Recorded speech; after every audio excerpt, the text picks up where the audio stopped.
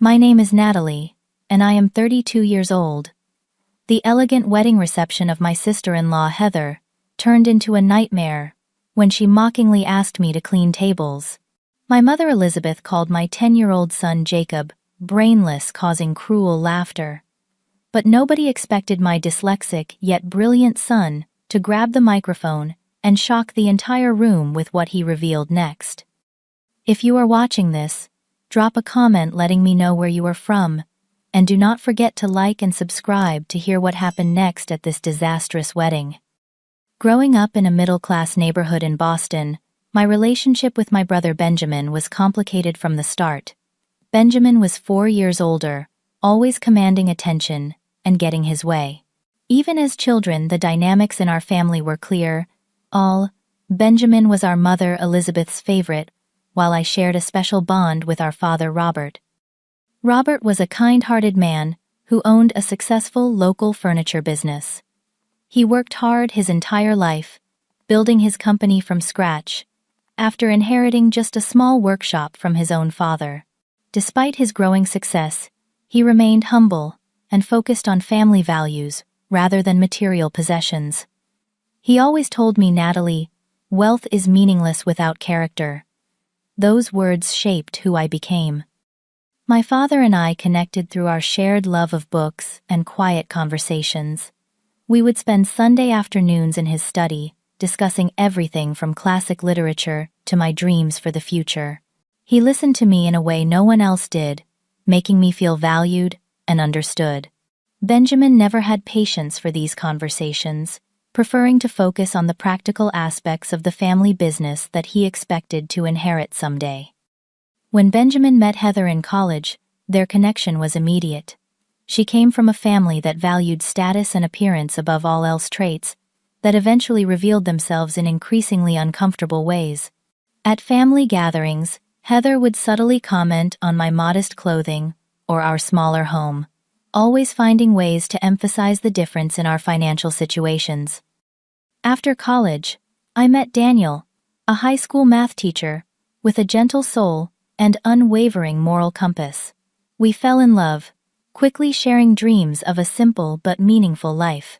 Within 2 years, we were married in a small ceremony that Benjamin and Heather barely acknowledged, claiming a business emergency prevented their attendance. My father walked me down the aisle with tears in his eyes, whispering how proud he was of the woman I had become. When our son Jacob was born, our family felt complete.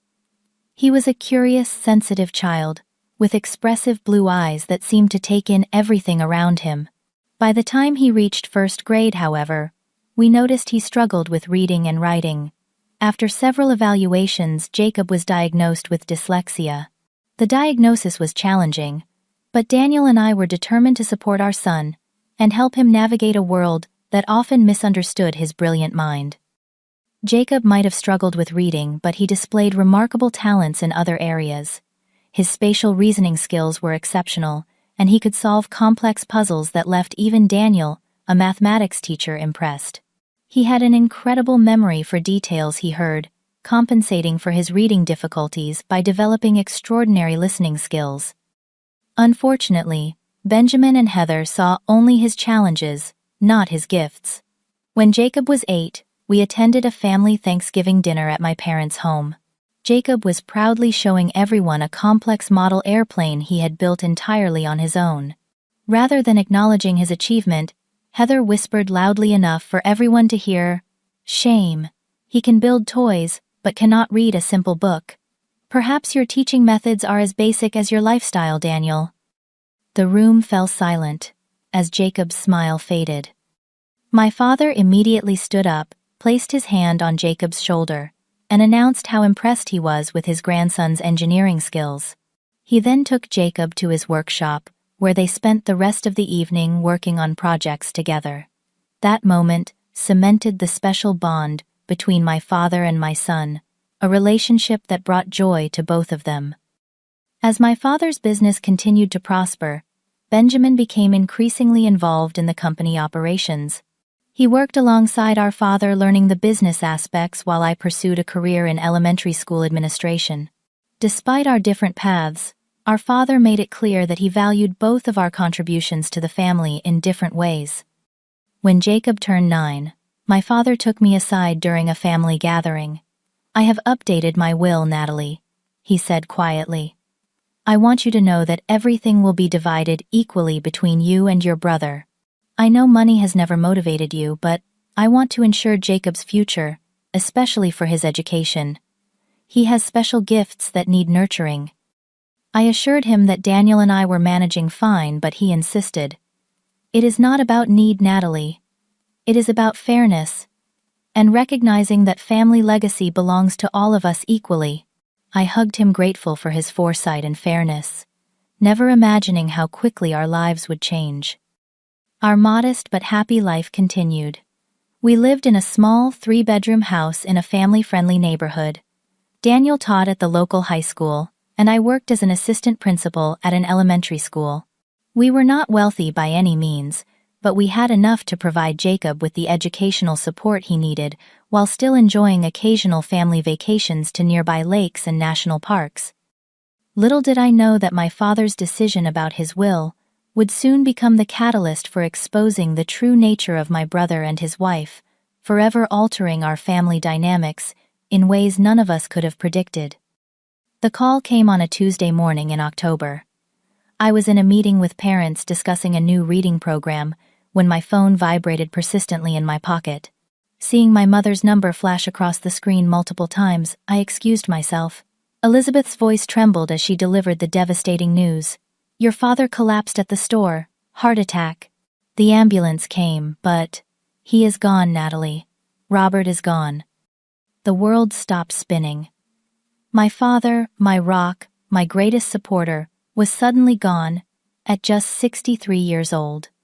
The man who had taught me resilience, kindness, and integrity had left us without warning or goodbye. The following days passed in a blur of arrangements and grief. Daniel handled most of the funeral preparations while I moved through each day in a fog of disbelief. Jacob, though only 10, showed remarkable strength, helping me select photos for the memorial display, and even writing a short poem to read at the service. The funeral was held at the same church where I had been married.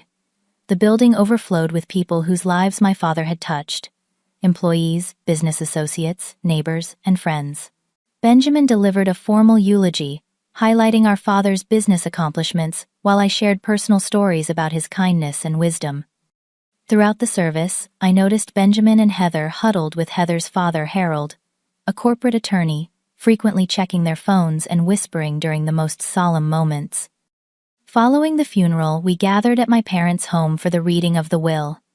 My father's longtime attorney and friend Lawrence looked uncomfortable as he prepared to address the family. Benjamin sat straight-backed beside Heather, both dressed in expensive, perfectly tailored black attire that somehow seemed more appropriate for a business meeting than a family gathering in mourning. "Before I begin, Lawrence said I want to emphasize that Robert was of completely sound mind when we updated this will last year. He was very clear about his wishes." Lawrence proceeded to read the will, confirming what my father had told me: the family home would remain with our mother during her lifetime. His business assets would be placed in a trust, with both Benjamin and me as equal beneficiaries, and his personal savings and investments would be divided equally between his 2 children. The moment Lawrence finished reading, Benjamin stood up, his face flushed with anger. "This cannot be right," he declared. "I have dedicated the last 10 years to growing the business, while Natalie pursued her own career. Father and I had an understanding that I would inherit the company." "That was never discussed with me," Lawrence replied calmly. "Robert was explicit about equal division." Heather jumped in, her voice sharp. "Natalie clearly manipulated Robert in his final years. She paraded that child around, using his disability to gain sympathy and financial advantage." The accusation struck like a physical blow. Using Jacob, my father and son had shared a genuine bond based on mutual respect and love. "How dare you!" I whispered, my voice shaking. "My father loved Jacob for who he is. This has nothing to do with manipulation." Benjamin paced the room. Father was not thinking clearly. His judgment was compromised by age and sentiment. "I will contest this will." To my shock, my mother nodded in agreement. "Benjamin has sacrificed everything for the family business," Elizabeth said, avoiding my eyes. "Robert was always soft on Natalie. Perhaps he was not thinking practically." The room temperature seemed to drop as the lines were drawn. My mother, who should have been a unifying force in our time of grief, had chosen a side, and it was not mine. Over the following weeks, Benjamin followed through on his threat. He hired a prestigious law firm specializing in estate disputes, claiming our father had been unduly influenced and was not mentally competent when updating his will. Heather spread rumors throughout our extended family and social circle that I had manipulated a vulnerable old man, painting me as a calculating daughter who had used her child's learning disability to secure an inheritance I did not deserve. Most painful was my mother's betrayal. Elizabeth not only supported Benjamin's claims, but actively provided statements to his attorneys, suggesting that our father had shown signs of diminished capacity in his final year, a complete fabrication that broke my heart. As the legal battle intensified, our personal lives began to unravel. Daniel was unexpectedly laid off from his teaching position due to budget cuts. I later learned through a colleague that Benjamin had spoken to a school board member, suggesting Daniel's teaching methods were outdated and questioning his competence. While I could not prove the connection, the timing seemed far too convenient. With Daniel unemployed and legal fees mounting, our financial situation became precarious. Jacob's specialized tutoring and educational support services were expensive, and our savings were quickly depleting. The stress began affecting all of us. Daniel spent his days sending out job applications and attending interviews that went nowhere. I took on extra responsibilities at work, hoping for a raise that never materialized. Jacob, sensitive to the tension in our home, began having trouble sleeping and became increasingly anxious about his schoolwork. One evening, as Daniel and I discussed our options at the kitchen table, after Jacob had gone to bed, I made a decision that would change everything. "I want to drop the legal fight," I said quietly. "We cannot afford this battle financially or emotionally." Daniel looked concerned. "But that money is rightfully yours, and more importantly, Jacob's future security." I reached for his hand. "My father taught me that peace of mind is worth more than any inheritance. Jacob needs parents who are present and emotionally available more than he needs money in a trust fund. Benjamin can have the business and the money. I just want our family to heal." The next day, I called my attorney and instructed him to withdraw our opposition to Benjamin's petition. When I signed the settlement papers relinquishing my claim to my father's estate, I felt a strange mixture of loss and liberation. Benjamin and Heather had won the battle for material wealth, but in that moment, I chose a different kind of richness: integrity, peace, and family unity. Within weeks, Benjamin and Heather moved into my childhood home, persuading my mother to transfer the deed to them with the promise that she could live there for the rest of her life. They quickly took control of my father's business, rebranding it with a modern logo that erased any trace of my father's original vision. The family heirlooms I had hoped to preserve as connections to my father, his collection of first edition books, the antique pocket watch his father had given him, the hand-carved chess set we had played with every Sunday, all remained in the house, now claimed as Benjamin and Heather's property. I walked away from it, all determined to rebuild our lives, with the values my father had truly stood for, not the material possessions that had come to represent his legacy in Benjamin's eyes. The first few months after surrendering my inheritance were brutal. We downsized from our modest house to a 2-bedroom apartment in a less desirable school district. The moving day was particularly painful, watching the movers squeeze our furniture into a space half the size of our previous home, while Jacob silently carried his belongings in small, careful trips up 3 flights of stairs. "Is this going to be forever, Mom?" he asked that night, sitting on his bed, surrounded by unpacked boxes. "No, honey," I assured him, though uncertainty gnawed at me. "This is just a transition period while Dad finds a new teaching position." Daniel had been applying for jobs relentlessly, but the local teaching market was competitive, and the whispers Benjamin had spread about his competence seemed to follow him. He eventually took a position as a substitute teacher, work that paid less than half his previous salary and offered no benefits. To supplement our income, he also began tutoring students in mathematics on evenings and weekends. I took on additional administrative duties at my school, often staying until 7 or 8 at night to complete paperwork and planning. The principal, sympathetic to our situation, approved as much overtime as the budget allowed. Still, our combined income barely covered our basic expenses, and Jacob's specialized tutoring. Meanwhile, Benjamin and Heather wasted no time, flaunting their newfound wealth. Benjamin expanded the furniture business, opening 2 new locations within 6 months. Heather quit her job as a marketing executive to become a lifestyle influencer, regularly posting photos of their lavish home renovations, exotic vacations, and expensive jewelry on social media. "Just received the most amazing anniversary gift from my adoring husband," she captioned one post, showcasing a diamond bracelet that probably cost more than our annual rent. "So blessed to have married into a family legacy of success and vision."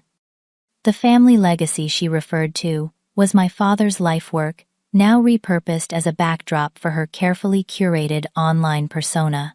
Each post was like a knife twist, not because of the material possessions themselves, but because of how completely they had erased my father's genuine values of modesty and substance over style. Most painful were the family gatherings we still occasionally attended primarily for Jacob's sake and to maintain a relationship with my mother. During a Thanksgiving dinner at what had once been my childhood home, Benjamin gave a toast about continuing the family tradition of excellence while standing beneath a massive new portrait of himself in the spot where my father's praised photograph had once hung. Later that evening, I overheard Heather telling guests about their plans to completely renovate the master bedroom. Finally getting rid of that outdated furniture Robert insisted on keeping. "Benjamin has such better taste." The outdated furniture included the bedroom set my father had crafted by hand as a wedding gift for my mother 40 years earlier. Each piece had been lovingly designed and built over the course of a year. Now, it would likely end up in a dumpster, another piece of my father's legacy discarded. Jacob's struggles intensified during this period. The new school did not have the resources to properly support his learning needs, and the other students were not as accepting of his differences. Benjamin's son Andrew attended the same school and regularly belittled Jacob, telling classmates about his dumb cousin who cannot even read properly. One afternoon, I received a call from the school counselor. Jacob had been found hiding in the bathroom during lunch period, refusing to come out. When I arrived to pick him up, his eyes were red from crying. Andrew told everyone, "I am only at this school because we are too poor to afford a good school," he explained in the car ride home. He said Uncle Benjamin had to give us charity because Dad cannot keep a job. Daniel and I spent that evening reassuring Jacob of his worth and intelligence, emphasizing that our current financial situation was temporary. But the damage to his self-confidence was evident in the following weeks as he became more withdrawn and reluctant to attend school. To afford Jacob's specialized tutoring, I took a second job working weekend shifts at a local bookstore. The irony was not lost on me, spending my days surrounded by books while helping my son who struggled with reading. But the quiet hours shelving and organizing became a small sanctuary, a place where I could process my grief over not just my father's death, but the loss of the family I thought we had been. Meanwhile, Elizabeth continued to distance herself from us while growing closer to Benjamin and Heather. She rarely visited our apartment, claiming the stairs were too difficult for her knees, but had no trouble accompanying Benjamin and Heather on their weekend trips to their newly purchased lake house. When she did see Jacob, her interactions were stilted and formal, nothing like the warm grandmother she had once been. "Why does Grandma not like us anymore?" Jacob asked after one particularly brief and uncomfortable visit. I struggled to find an appropriate answer. "Grandma is going through a difficult time since Grandpa died. Sometimes people change when they are sad." The truth was more complex and painful. Elizabeth had chosen status and comfort over fairness and truth.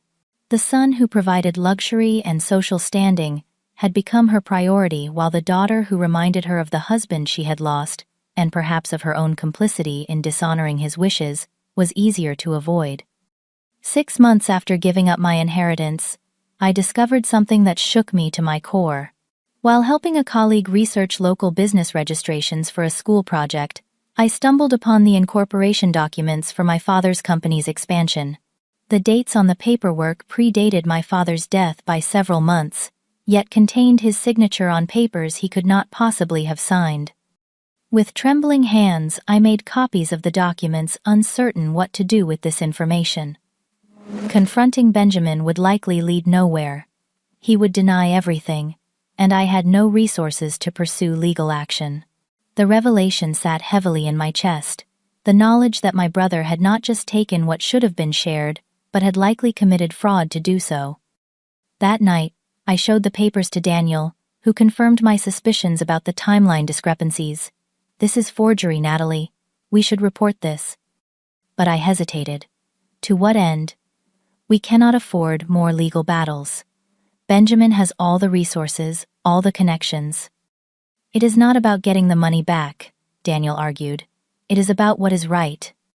I placed the papers in a folder and tucked them away in our small home office. "I need time to think about this. Right now we need to focus on keeping our family afloat." As winter turned to spring, our situation improved marginally. Daniel secured a full-time teaching position at a school 30 miles away, a difficult commute, but steady employment, with benefits that would resume in the fall. I received a small promotion at work that came with a modest salary increase. We began to adapt to our new reality, finding moments of joy despite our circumstances. Jacob, resilient in ways that continually amazed me, developed coping strategies for school, and even joined the science club, where his exceptional spatial reasoning skills made him a valuable team member for their engineering challenges. When his team won a regional competition, the pride on his face reminded me of my father's expression whenever he completed a particularly challenging woodworking project. Just as we were finding our footing, an elaborate envelope arrived in the mail, an invitation that would set in motion events none of us could have anticipated. The invitation was printed on heavy cream cardstock, with gold embossing announcing the vow renewal ceremony and reception of Benjamin and Heather Wilson. Despite already being married for 8 years, they had decided to renew their vows in what the invitation described as a celebration of love and prosperity at the Grand Plaza Hotel, one of the most exclusive venues in the city. A handwritten note was tucked inside the envelope in Heather's elegant script. "Natalie, hi. We would be delighted if you, Daniel, and Jacob could attend our special day. Perhaps seeing how we have honored your father's legacy with our success will bring you some comfort in your current situation. Families should stick together after all." The thinly veiled condescension made my stomach turn. I placed the invitation on our kitchen counter, uncertain how to respond. When Daniel came home that evening, he immediately noticed the elaborate invitation. After reading Heather's note, his jaw tightened. "We are not going to this. It is just another opportunity for them to flaunt what they have taken from you and humiliate us." "I agree," I said, sliding the invitation into the recycling bin. "We will send our regrets." Later that night, Jacob came into the kitchen for a glass of water and spotted the edge of the invitation peeking from the bin. Curious, he pulled it out and read it carefully. "Are we going to Uncle Benjamin and Aunt Heather's party?" he asked the next morning at breakfast. "No, honey," I explained gently. "Dad and I think it might be uncomfortable for everyone." To my surprise, Jacob's expression grew serious. "I think we should go." Daniel and I exchanged glances. "Why would you want to attend, buddy?" Daniel asked. "You know how Andrew sometimes treats you at school." Jacob fidgeted with his spoon. "I have been working on a special project about family history for school. I want to give it to Uncle Benjamin and Aunt Heather as a gift." "That is very thoughtful," I said, touched by his generosity despite how they had treated us. "But we can send your gift without attending." No, Jacob insisted with unusual determination. I need to give it to them in person. It is important. Over the next few days, Jacob continued to press the issue, showing a level of conviction that was both surprising and intriguing. When I asked about this mysterious project, he would only say it was a video about what family really means, and that he had been working on it for months. Do you really think this is a good idea? I asked Daniel one night after Jacob had gone to bed. Being in that environment surrounded by their wealth and friends, who probably know nothing good about us. Daniel sighed. Normally I would say absolutely not. But I have never seen Jacob so determined about anything. Maybe this is important for his healing process too. Confronting the situation rather than avoiding it. What if they humiliate him? Or us, I worried. You know how Heather can be, especially with an audience. Then we leave immediately, Daniel said firmly. But maybe we should give Jacob the chance to do this. He has had so little control over everything that has happened.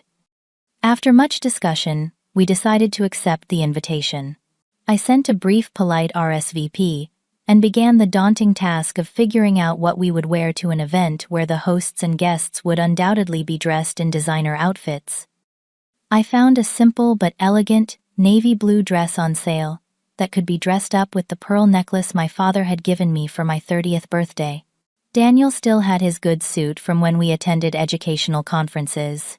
For Jacob, we splurged on a new dress shirt and tie, reasoning that he was growing so quickly he would need them eventually for school events anyway.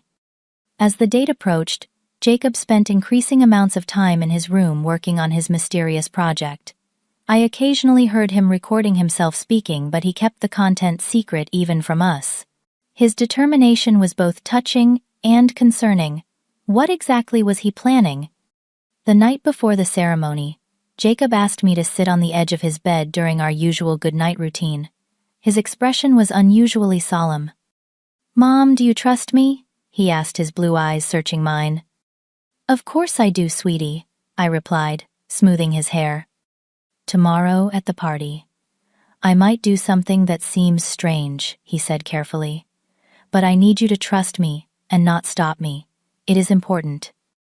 A flutter of anxiety passed through me. "Jacob, what are you planning?"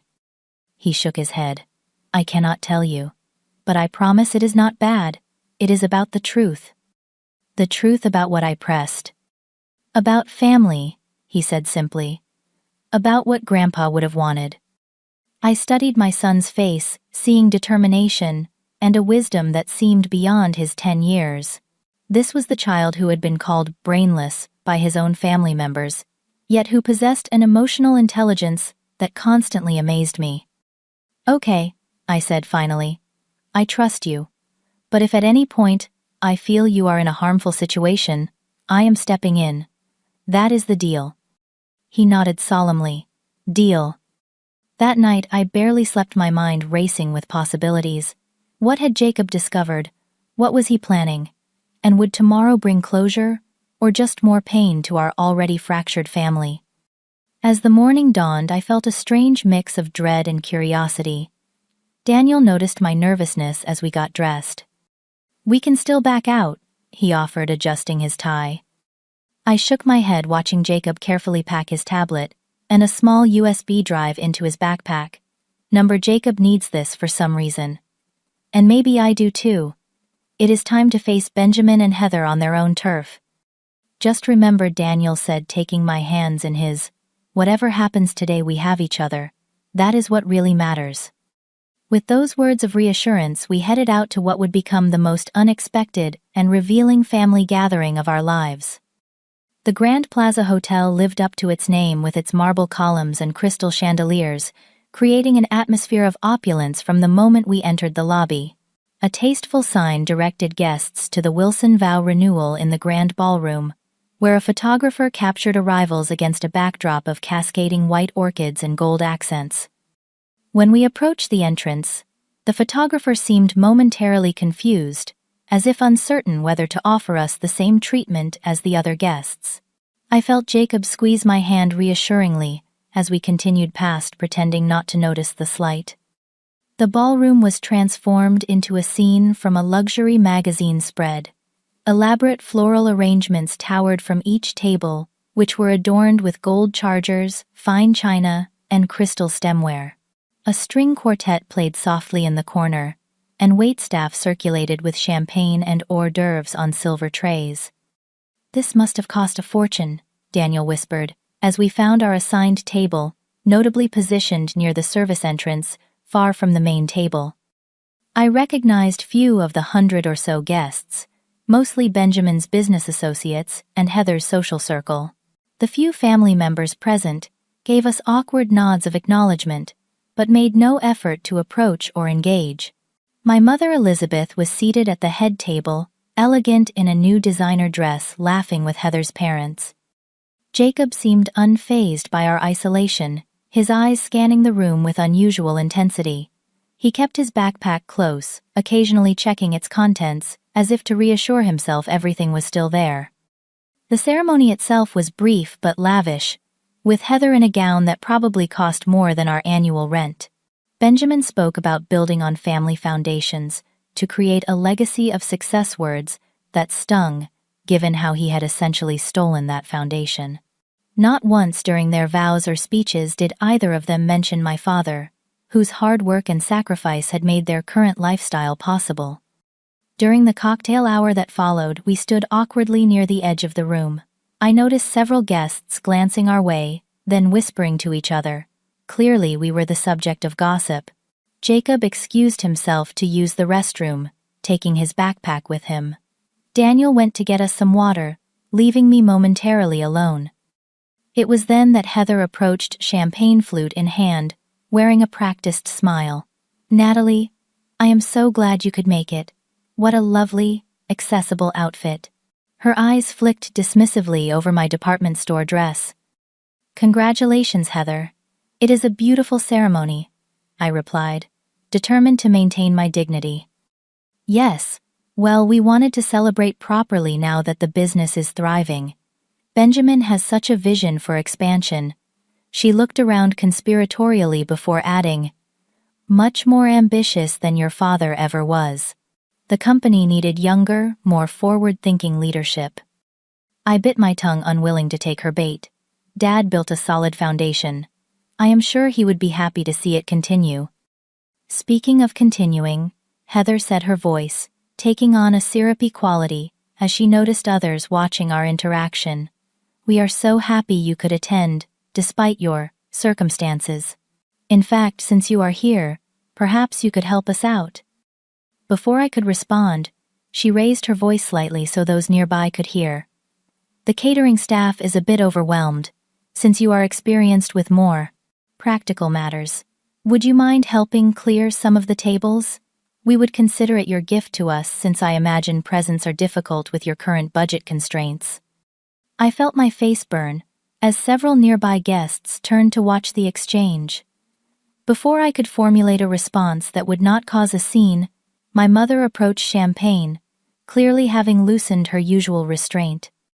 "There you are, Natalie Elizabeth," said her voice carrying. "Always hiding in corners. You should be more like Heather, confident, successful." "Mom, I was just catching up with Heather," I said quietly, trying to diffuse the situation. Elizabeth looked at my simple dress and shook her head disapprovingly. "You could have made more effort for such an important occasion. And where is that child of yours? Probably hiding as usual." "Jacob is in the restroom," I replied, my chest tightening at her dismissive tone. Heather laughed lightly. "Natalie was just about to help the staff clear some tables. Perfect job for her, do not you think? And she could use that brainless child of hers to help. At least he would be good for something practical, since academics are clearly not his strength." Several guests nearby chuckled, emboldened by Heather's cruelty. I felt a surge of protective anger, but before I could respond, I saw Jacob standing just behind them, his backpack clutched tightly in his hands. From his expression, I knew he had heard everything. Daniel appeared at my side, having also overheard. "We should leave," he whispered, placing a protective hand on my back, To my surprise, Jacob stepped forward instead of retreating. "Actually, I have a gift for Uncle Benjamin and Aunt Heather," he announced, his voice clear despite a slight tremor. Heather's smile faltered slightly. "How sweet. You can leave it on the gift table, dear." "It is not that kind of gift," Jacob persisted. "It is a video I made about our family." Benjamin had now joined the group, placing a possessive arm around Heather's waist. "This is hardly the time, Jacob. We have a schedule to maintain." "It will only take a few minutes," Jacob insisted with a determination I had rarely seen in him. "I worked very hard on it." A few guests, curious about the exchange, encouraged Benjamin and Heather to let the boy present his gift. Perhaps not wanting to appear unkind in front of their audience, they reluctantly agreed. "Fine," Heather conceded, with an exaggerated sigh. 5 minutes then, back to our real celebration. Jacob approached the DJ booth with surprising confidence, speaking quietly to the man controlling the audio-visual equipment. The DJ nodded, looking slightly confused but willing to help. Minutes later, the large projection screen that had been showing tasteful photos of Benjamin and Heather lowered from the ceiling, and the room lights dimmed slightly. "Ladies and gentlemen," the DJ announced, "the nephew of our celebrating couple has prepared a special video presentation as his gift. Please direct your attention to the screen." Daniel and I exchanged worried glances, having no idea what Jacob had created. As the video began, I held my breath, praying this would not result in further humiliation for my sensitive son. The screen illuminated with a simple title, "The Wilson Family Legacy: Truth and Remembrance." What followed left the entire room in stunned silence. The video began innocuously enough, with photos of my father and his furniture business through the years. But then it transitioned to a series of emails, text messages, and recorded phone conversations between Benjamin and Heather, dated before my father's death, plotting how they would contest the will and take control of the entire estate. "Just need to convince Mom that Dad was losing it," Benjamin's voice played clearly through the speakers in one recording. "You work on spreading some rumors about Natalie taking advantage. Between the two, we can get the whole thing invalidated." Another clip showed Heather speaking to someone off camera. "Elizabeth is easy to manipulate. She has always preferred Benjamin anyway. We just need to keep her comfortable, and she will back whatever story we create." The video continued with screenshots of doctored financial documents, the same ones I had discovered months earlier, with Benjamin and Heather discussing how to backdate them with my father's forged signature. Most damning was a recorded conversation where they mocked many of the guests currently in the room, describing them as useful idiots and walking checkbooks who would enhance their social standing. The ballroom erupted in gasps and murmurs as the evidence mounted. Some guests stood up abruptly. Others filmed the screen with their phones. Benjamin lunged toward the DJ booth, shouting for him to stop the video, but the damage was done. The truth was playing in high definition for everyone to see. I sat frozen, watching, as my son's careful compilation laid bare the extent of my brother's betrayal, not just of me, but of our father's memory and wishes. Jacob had somehow gathered more evidence than I had ever discovered, presenting it in a clear, undeniable narrative that no amount of denial could erase. As the final clip played, Benjamin laughing about how easy it had been to push Daniel out of his teaching position through a strategic conversation with a school board member, I felt Daniel's hand tighten around mine.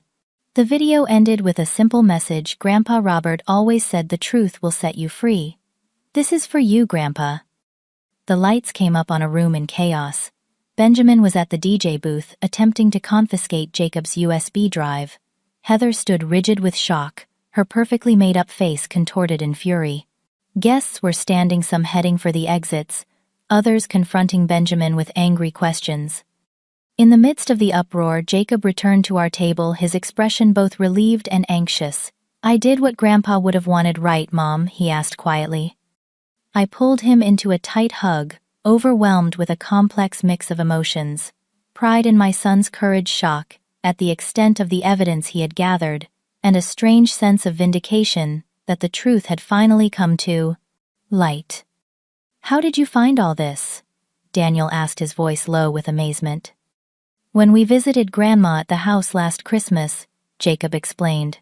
I left my book in Grandpa's old office, and when I went to get it, I heard Uncle Benjamin and Aunt Heather arguing about some documents in Grandpa's computer. After they left, I checked the computer. They never changed his password. It was still my birthday. He paused. I know it was wrong to look at private stuff, but once I saw what they did to you and Dad, I kept looking. I found everything. The emails, the recordings from Grandpa's old dictation machine that they forgot about. As the chaos continued around us, Elizabeth made her way to our table, her face ashen. For the first time since my father's death, she looked at me, really looked at me, with clarity in her eyes. Is this true? She whispered. Did Benjamin forge Robert's signature? Did he lie about everything? Before I could answer, a distinguished older man approached our table. I recognized him as Harold Peters, one of my father's oldest friends, and a partner at a prominent law firm, who had been invited as a courtesy to my father's memory. Mrs. Wilson, he addressed my mother formally. I believe we have some urgent matters to discuss regarding your late husband's estate. And Natalie, he turned to me. I would very much like to speak with you, and your exceptionally resourceful son as well. As we stood to follow him to a quieter location, I caught sight of Benjamin and Heather, huddled with their attorney. In a corner, their celebration thoroughly derailed. The perfectly orchestrated display of their success and social triumph had crumbled under the weight of the truth revealed by the very child they had dismissed as brainless. In that moment, despite the chaos and uncertainty of what would follow, I felt a weight lift from my shoulders. The truth was finally out, and whatever happened next, we would face it with the integrity my father had always valued above all else. The elegant ballroom, which just minutes earlier had been a showcase of wealth and social standing, descended into chaos. Guests gathered in small clusters, whispering furiously while glancing at Benjamin and Heather, who remained huddled with their attorney in the corner. Others were already heading for the exits, cell phones pressed to their ears as they spread the news of the scandalous revelation. Harold Peters, my father's old friend and attorney, guided us to a small conference room adjacent to the ballroom. This might be more appropriate for our discussion, he said, closing the door behind us, muffling the commotion outside. Elizabeth sank into a chair, her hands trembling. I do not understand, she whispered. Benjamin told me Natalie had been manipulating Robert, that the will did not reflect his true wishes. Mrs. Wilson, Harold said gently but firmly, I have known Robert for over 30 years. He was of completely sound mind when he created that will. He was explicit about wanting his children to share equally in his legacy. But the papers Benjamin showed me, she began, were almost certainly falsified, Harold finished. Based on what we just saw, there appears to be substantial evidence of fraud. Jacob sat quietly beside me, looking simultaneously proud and nervous. I placed my arm around his shoulders, overwhelmed with pride at his courage. How did you gather all this evidence? Jacob, Harold asked, his tone respectful rather than condescending. Jacob explained in detail how he had discovered the first clues during our Christmas visit, then systematically explored my father's computer and backup files. Grandpa always kept recordings of his important phone calls for business records. Uncle Benjamin and Aunt Heather did not know about the automatic cloud backup system Grandpa set up. I found everything there. And you compiled this all yourself? Harold asked, clearly impressed. Yes, sir, Jacob nodded. I am not good at reading, but I am really good with computers and audio-visual stuff. My teacher helped me with the editing software for my history project, and I used those skills for this.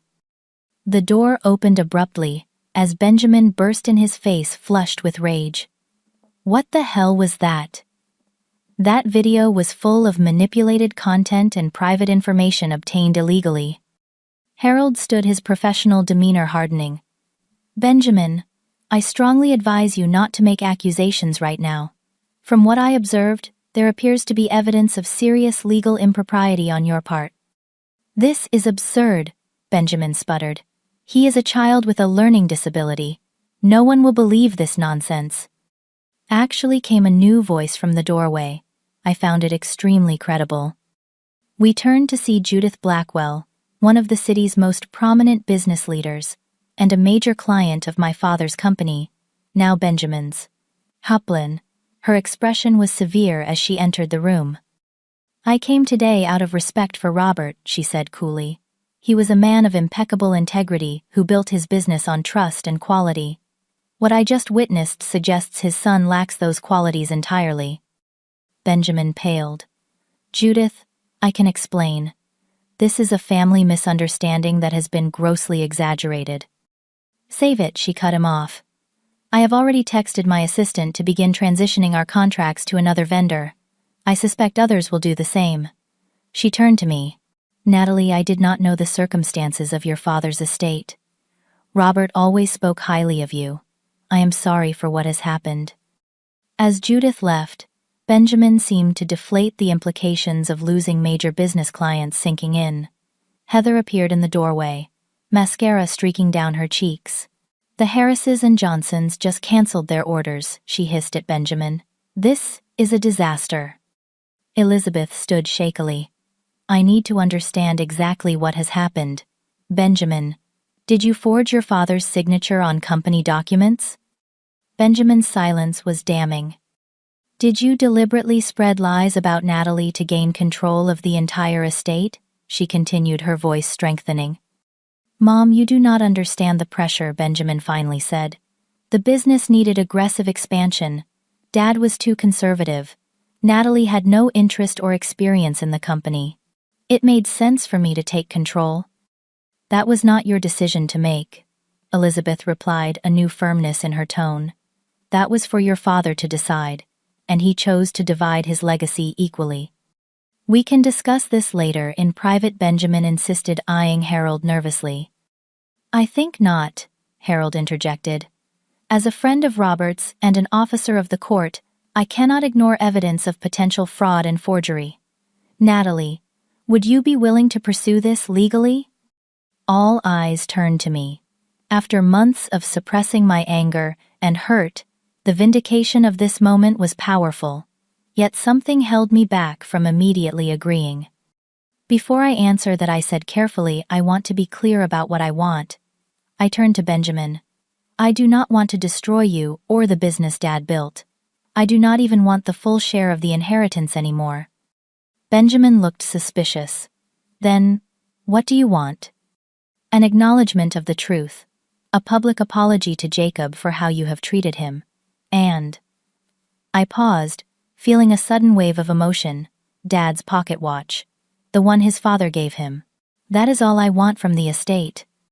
A watch, that is it, Heather interjected incredulously. After all this drama. The watch was supposed to go to Jacob, I explained. Dad told me he wanted his grandson to have it when he turned 18. It is not about the monetary value. Benjamin seemed to consider this, clearly calculating the cost-benefit analysis of a quick resolution versus protracted legal battles and further business damage. And if I agree to these terms, he asked cautiously. Harold cleared his throat. I would still recommend a proper legal review of all documents related to Robert's estate and business transition. There are potential criminal implications that cannot simply be negotiated away. However, he continued, if Natalie does not wish to pursue maximum penalties or full recovery of assets, that would certainly influence how aggressively these matters are investigated.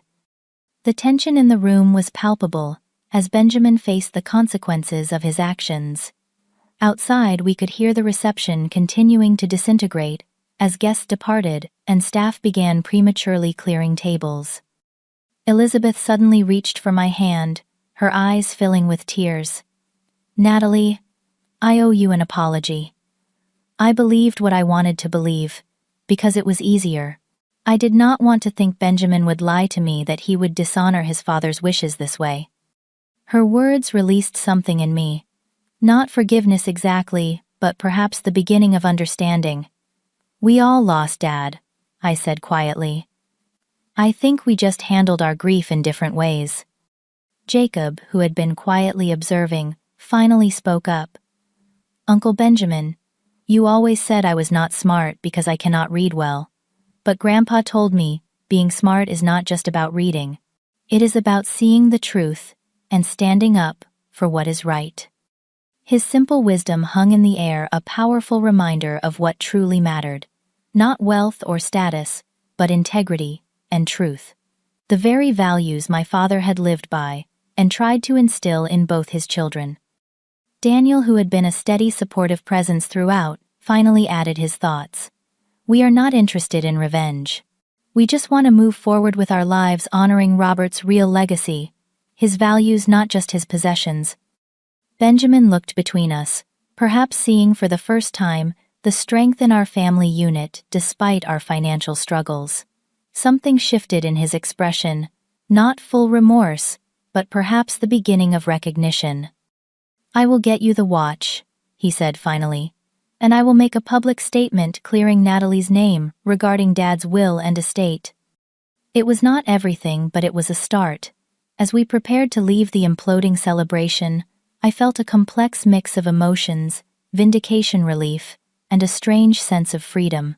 The truth had finally emerged, not through my efforts, but through the determination and courage of my remarkable son, who had been underestimated by everyone, except those who truly knew him. As we walked out through the lobby, Jacob squeezed my hand. "Did I do okay, Mom?" I knelt down to his level, looking into his intelligent, sensitive eyes. "You did more than okay. You stood up for the truth in a way that would have made your grandfather incredibly proud. In a way that makes me proud beyond words." We stepped out into the evening air, leaving behind the artificial opulence of the reception and walking toward something more valuable, a future built on truth, integrity, and the real meaning of family legacy. 2 years can change everything, or perhaps more accurately, 2 years can reveal the truth of everything. As I sit in our new backyard watching Jacob practice for his science presentation, I marvel at how far we have come since that fateful wedding reception. The legal aftermath of Jacob's revelation was both swift and comprehensive. Harold Peters, true to his word, led a thorough investigation into Benjamin's business dealings and manipulation of our father's estate. While Benjamin avoided criminal charges by agreeing to a settlement, the financial and social repercussions were substantial. Many clients severed ties with the company, unwilling to do business with someone whose integrity had been so publicly compromised. Within 6 months, Benjamin was forced to sell one of the new store locations to keep the original business afloat. Heather's aspirations as a lifestyle influencer crumbled as her carefully cultivated image was tarnished by the scandal. Their marriage, built partly on ambition and material success, began showing cracks under the pressure of diminished circumstances. As for us, we did not seek to reclaim the full inheritance that should have been mine. Instead, we accepted a modest settlement that allowed us to purchase a small but comfortable home in a good school district. Daniel was reinstated at his former teaching position with back pay after the school board learned of Benjamin's interference in his career. The most significant change, however, came in our family relationships. Elizabeth, my mother, faced the painful truth of how she had allowed herself to be manipulated. Her initial apology was just the beginning of a long, sometimes difficult journey toward reconciliation. She now lives in a small guest house on our property, spending her days helping Jacob with his projects and slowly rebuilding our relationship one conversation at a time. "Grandma, can you hold this part steady?" Jacob calls from his workbench, where he is putting the finishing touches on a model renewable energy system for his science fair. At 12, Jacob has blossomed. His dyslexia is still a challenge, but with proper support and accommodations, he has become an exceptional student, particularly in science and engineering. The boy, once cruelly labeled brainless, was recently accepted into a specialized STEM program for gifted students. Elizabeth carefully steadies the small wind turbine, while Jacob connects the wiring. "Your grandfather would have loved seeing this," she tells him. "He always said you had special gifts." "I know," Jacob replies with a small smile. "I remember." On our mantelpiece sits my father's pocket watch, restored and functioning a tangible connection to the man whose values eventually triumphed. Jacob often takes it down, running his fingers over the engraving on the back. Time reveals truth. An inscription that proved more prophetic than any of us could have imagined. Perhaps most surprising has been the gradual transformation in my relationship with Benjamin. 6 months after the wedding incident, he arrived at our door alone without Heather. He looked diminished somehow, the brash confidence replaced by something more genuine. "I have been seeing a therapist," he told me, after we had settled uncomfortably in our living room, trying to understand why I did what I did. It was not an immediate reconciliation. Trust, once broken so thoroughly, cannot be quickly repaired, but it was a beginning. Over the months that followed, Benjamin made efforts to understand Jacob's learning challenges, even funding a scholarship at his school for children with dyslexia. Last Christmas, for the first time since our father died, we shared a meal as a family. Not at the grand house Benjamin had claimed as his own, that he had sold it months earlier, moving to a more modest home, but at our table. The conversation was sometimes stilted, the history between us impossible to fully set aside, but it was a step toward healing. Heather and Benjamin have since separated, another casualty of foundations built on false values. Benjamin now runs a significantly smaller version of our father's business, focusing on quality craftsmanship rather than aggressive expansion. He occasionally asks Jacob for design ideas, recognizing the spatial brilliance my son possesses. As for me, I have found unexpected fulfillment in a new role as an advocate for children with learning differences. My experience with Jacob and the school system's initial failure to support him properly led me to create a parent resource network that has now helped dozens of families navigate similar challenges. The inheritance I once fought for, and then surrendered, has been replaced by something more valuable, the knowledge that my father's true legacy lives on, not in furniture or financial assets, but in the values we now strive to uphold. Daniel emerges from the house, carrying a tray of lemonade. "How is the future Nobel Prize winner doing with his project?" he asks, setting the tray on our patio table. "Almost finished," Jacob calls back, his focus unwavering from his work. As we sit together in the warm afternoon sunlight, I reflect on the strange journey that brought us here. When I walked away from my inheritance 3 years ago, I thought I was surrendering something precious. In reality, I was making space for something far more valuable to emerge. My father often told me that our choices reveal our true character far more than our circumstances do. In choosing peace over conflict, integrity over material gain, I found a different kind of wealth. And in allowing Jacob to stand up for truth in his own unique way, we discovered the most valuable inheritance of all, the courage to live according to our deepest values, even when the cost seems too high. Sometimes the biggest inheritance is not what is left in a will, but the lessons we learn about who truly matters in our lives. The pocket watch on our mantle keeps perfect time, but the most precious gift my father left us cannot be held in our hands, only in our hearts. Have you ever had to choose between fighting for what is rightfully yours and finding peace by letting go? What would you have done in my situation? Share your thoughts in the comments below. And if this story resonated with you, please like, subscribe, and share it with someone who might need to hear that sometimes walking away is not giving up, but moving forward. Thank you for listening to my story. And remember that the most valuable legacies are not measured in dollars, but in the lives we touch and the truth we honor.